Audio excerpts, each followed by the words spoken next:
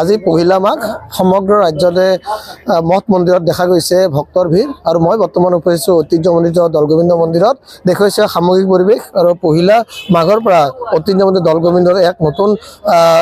পৰিৱেশ সৃষ্টি হয় কিয়নো আজিৰে পৰা বিভিন্ন প্ৰান্তৰ পৰা ভক্তসকল সমগ্ৰ মাহটো আনকি দৌললৈ এনে ধৰণৰ ভক্তসকল এই দৌলগোবিন্দত অহা দেখা যায় মই দেখুৱাইছোঁ সামগ্ৰিক পৰিৱেশ যেহেতু পহিলা মাঘৰ দিনাখন যি দৌলগোবিন্দ মন্দিৰৰ যি পৰম্পৰা অনুসৰি তেওঁলোকে পুৱাৰ ভাগতে দৌলগোবিন্দ মন্দিৰৰ যি এটা সুকীয়া বৈশিষ্ট্য আছে তেওঁলোকে সকলোৱে মন্দিৰৰ ভকতসকলে তেওঁলোকে দৌলগোবিন্দ মন্দিৰৰ সকলো ভকতসকলে ব্ৰহ্মপুত্ৰলৈ যায় ব্ৰহ্মপুত্ৰ স্নান কৰি আহি মন্দিৰৰ ভিতৰত সেৱা লয় আৰু তাৰপিছতে বিভিন্ন প্ৰান্তৰ পৰা ভক্তসকলে সেৱা লয় আৰু এইবেলি তাতে মন্দিৰ পৰিচালনা সমিতিৰ বিভিন্ন নীতি নিয়মৰ মাজেদি এবাৰ তেওঁলোকে চিন্তা চৰ্চা কৰিছে কিয়নো যোৱা বেলি বা পূৰ্বত দেখা যায় মাঘ পহিলা মাঘৰ পৰা বিভিন্ন প্ৰান্তৰ ভক্তসকল হাজাৰ হাজাৰ ভক্তই মোৰ লগত সম্পাদক আছে তেওঁৰ পৰা জানিব বিচাৰিম যে পহিলা মাঘ দেখিছোঁ আজিৰে পৰা ভক্তসকল অহাৰ যি পৰম্পৰা আৰম্ভ হৈছে আৰু এইবেলিও কেনেধৰণৰ হ'ব আজি মাঘৰ পহিলাটো দিন আৰু এই পহিলাটো দিনত আচলতে ভক্তই দৰ্শন কৰিব ইচ্ছুক হয় আন আন বছৰৰ দৰে এইবেলিও তাৰমানে দৌলগোবিন্দ মন্দিৰত যথেষ্ট সংখ্যক ভক্তৰ ভিৰ হ'ব আমি এটা অনুমান কৰিছোঁ যে দিনটোৰ ভিতৰত 20ৰ পৰা 30,000 ভক্তৰ ইয়াত সমাগম হ'ব আৰু এই ভক্তসকলক যাতে কোনো অসুবিধা নোহোৱাকৈ দৰ্শন হ'ব পাৰে বা মাহ প্ৰসাদ ভোগ আদি যি লোৱাৰ ব্যৱস্থা এই ব্যৱস্থাবিলাক আমি অলপ সুকীয়াকৈ পৰিচালনা সমিতিয়ে হাতত লৈছোঁ পৰিকল্পিতভাৱে দৰ্শন হোৱাৰ যি ব্যৱস্থা সেই ব্যৱস্থা আমি হাতত ৰাখিছোঁ আৰু ইয়াত আমাক গাঁৱৰ সকলো ডেকা যুৱক যুৱতীয়ে আৰু আন আন ভক্তয়ো যথেষ্ট সংখ্যক সহায় হাত আগবঢ়াব আৰু আমি আজি প্ৰসাদ বিতৰণৰ ব্যৱস্থা যিটো আমাৰ যিটো পাৰ্কিং আছে পাৰ্কিং এৰিয়া সেই পাৰ্কিং এৰিয়াটোলৈ লৈ গৈছোঁ তাত যথেষ্ট ঠাইৰ যথেষ্ট বহল গতিকে আমি আশা ৰাখিছোঁ আজি যিসকল ভক্ত আহে ইয়াত সকলো ভক্তক আমি আদৰণি জনাইছোঁ আৰু তাৰ লগে লগে অসমবাসী ৰাইজলৈ প্ৰথমটো মাঘত প্ৰথমটো দিনত মন্দিৰ পৰিচালনা সমিতিৰ তৰফৰ পৰা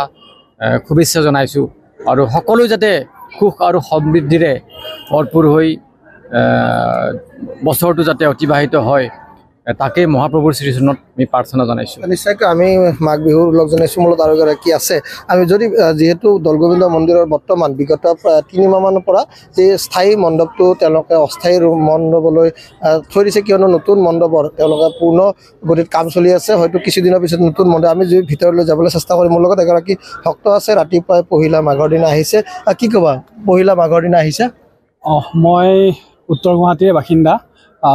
প্ৰত্যেকটো শুভ কামৰ একচুৱেলি আমাৰ আৰম্ভণি দৌলগোবিন্দ মন্দিৰৰ পৰাই হয় আৰু আজি পহিলা মাঘ সেই উপলক্ষে মই মোৰ মা দেউতাৰ লগতো মই আজি মন্দিৰত আহিছোঁ সেৱা কৰিলোঁ খুব আনন্দ লাগিছে আৰু অসমৰ সমূহ ঠাইৰ পৰা আজিৰ এই মন্দিৰত ভক্তগণ আহি ভিৰ কৰিছে আশা কৰোঁ সকলোৰে ভৱিষ্যত দিনবোৰ সুখৰ হওক আৰু আপোনাৰ জৰিয়তে মই সকলো অসমবাসীকে ভোগালী বিহুৰ শুভেচ্ছা জ্ঞাপন কৰিছোঁ নিশ্চয়কৈ মই তোমালৈ বিহুৰ উল্লেখ জনাইছোঁ আমি যদি সম্ভৱ হয় ভিতৰলৈ যাবলৈ চেষ্টা কৰিম কিয়নো মন্দিৰৰ ভিতৰতো দেখা গৈছে বিভিন্ন প্ৰান্তৰ পৰা অহা ভক্তসকলে ভিৰ কৰিছে যাতে এক পহিলা মাঘৰ পৰা যাতে সমগ্ৰ মাহটো ভালে কুশলে যেন মোৰ লগত আৰু কি আছে সপৰিলে যদি ভিতৰলৈ আহা এবাৰ সপৰিলে পহিলা মাঘৰ দিনা দৌলগোবিন্দলৈ আহিছে কি ক'বা হয় সকলোকে উত্তৰ গুৱাহাটীবাসী ৰাইজ লগতে অসমবাসী ৰাইজলৈ মাঘ বিহুৰ আজি প্ৰথম দিনৰ শুভেচ্ছা জনালোঁ সকলোৰে দিনবোৰ শুভ হওক কামনা কৰিলোঁ নিশ্চয়কৈ আমি বিহুৰ উল্লেখ জনাইছোঁ মই দেখুৱাইছে সামগ্ৰিক পৰিৱেশ দৌলগোবিন্দ মন্দিৰৰ দৃশ্য অস্থায়ী মণিকূটত ৰখা হৈছে প্ৰভু মহাপ্ৰভুক আৰু কিয়নো দৌলগোবিন্দ মন্দিৰৰ যি মূল মণিকূট এই পুনৰ নিৰ্মাণ কৰা হৈছে হয়তো কিছুদিনৰ ভিতৰতে এই মূল মণিকূটটো সম্পূৰ্ণ হ'ব আৰু তাতে মহাপ্ৰভু ৰখা হ'ব কিন্তু বৰ্তমান অস্থায়ী যি মণিকূটতে ৰখা হৈছে দেখুৱাইছে সামগ্ৰিক পৰিৱেশ পুৱাৰে পৰা বিভিন্ন প্ৰান্তৰ পৰা ভক্তসকলে ভগৱানৰ ওচৰত প্ৰাৰ্থনা যাতে সমগ্ৰ বছৰটো সকলোৰে ভালে ভালে যায় মই দেখুৱাইছোঁ যিটো দৌলগোবিন্দৰ যিটো নীতি নিয়ম আছে এই নীতি নিয়মৰ যে পহিলা মাঘৰ পৰাই তেওঁলোকে নীতি নিয়মৰে তেওঁলোকৰ বছৰটো পাৰ কৰে মোৰ লগত সেৱা কৰি আহিলে কি ক'ব সেৱা কৰি বহুত ভাল লাগিল আজি বছৰৰ প্ৰথম দিন বুলি আৰু মাঘৰ প্ৰথম দিন বুলি আজি আমি বাবাৰ ওচৰত আহিছোঁ আশীৰ্বাদ ল'বৰ কাৰণে যেন অহা বছৰটো ভালে ভালে পাৰ হয় নিশ্চয়কৈ সকলোৰে আমি শুভেচ্ছা জনাইছোঁ, বিহুৰ লগে জনাইছোঁ। এয়া দৌলগোবিন্দ মণিকূটৰ দৃশ্য। পুৱাৰ ভাগত এনেধৰণে যি নিয়ম অনুসাৰে তেওঁলোকৰ মণিকূটৰ পূজা কৰা যায় আৰু পূজা কৰাৰ পাছতে তেওঁলোকৰ যি পহিলা মাঘৰ পৰা এই সৃষ্টি হয় দৌলগোবিন্দ মন্দিৰৰ যাত্ৰা। কিয়নো আগন্তুক দিনত দৌল উৎসৱ আছে আৰু দৌল উৎসৱলৈ এনেধৰণে লানি নিচিঙা ভক্ত উত্তৰ গুৱাহাটীৰ এই ঐতিহ্যমণ্ডিত দৌলগোবিন্দ মন্দিৰত ভিৰ কৰিব। মই দেখুৱাইছোঁ সামগ্ৰিক পৰিৱেশ মণিকূটৰ ভিতৰত যি মন্ত্ৰ উচ্চাৰণে পূজা আৰম্ভ হৈছে আৰু ইয়াৰ পাছতে যি তেওঁলোকৰ মন্দিৰৰ যি পৰম্পৰা, এই পৰম্পৰা অনুসৰি তেওঁলোকৰ গোটেই ৰাইজে ব্ৰহ্মপুত্ৰ নৈত স্নান কৰি আহি আৰু এই স্থানৰ পিছতে তেওঁলোকে ইয়াতে সেৱা লগোৱা আৰু ৰাইজে সকলো ওলাই মোৰ তেওঁলোকৰ পূজাৰী আছে, পূজাৰীৰ পৰা জানিব বিচাৰিম। ওম কৃষ্ণায় বাকলিবায় দেৱকীনন্দমৰায় গোবিন্দায় নম নমঃ পৰম নমঃ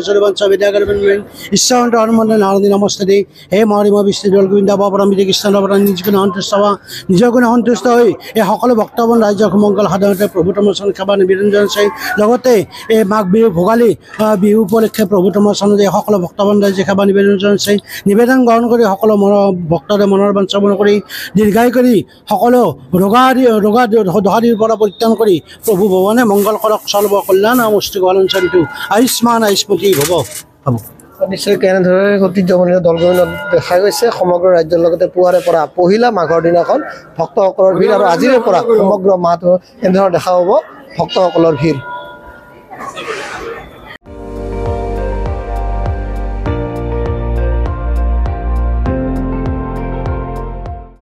আপুনি চাই আছে ND24, সৰ্বশ্ৰেষ্ঠ নহয় সৰ্বোত্তমৰ দৌৰা।